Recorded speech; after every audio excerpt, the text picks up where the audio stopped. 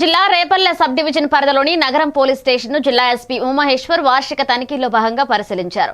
విచారణ దశలో ఉన్న కేసుల దర్యాప్తును వేగవంతం చేసి నిందితులకు కోర్టులో శిక్షలు పడేలాగా చర్యలు తీసుకోవాలని ఆదేశించారు. రౌడీ షీటర్ల శాంతి భద్రతలకు విఘాతం కలిగిస్తే కఠిన చర్యలు తప్పవన్నారు.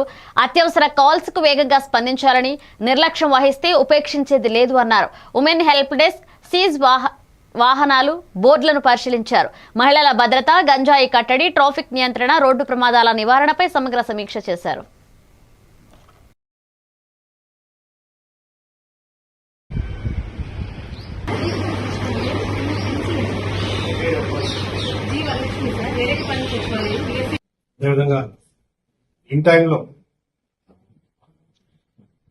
ఇన్వెస్టిగేషన్స్ కంప్లీట్ చేసి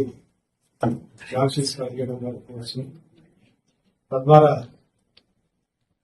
ఈ కేసుల్ని ఫైల్ మానిటరింగ్ చేయడం, మరీ ముఖ్యంగా గ్రేవ్ కేసెస్ లో నేరస్తులకు శిక్ష పడే విధంగా తీసుకోవాల్సినటువంటి ఇనిషియేటివ్స్ జిల్లాలో నాట్ ఓన్లీ నగరం పిఎస్ యూనిట్స్, జిల్లా వ్యాప్తంగా రౌడీ ఎలిమెంట్స్ కంట్రోల్ ఇది.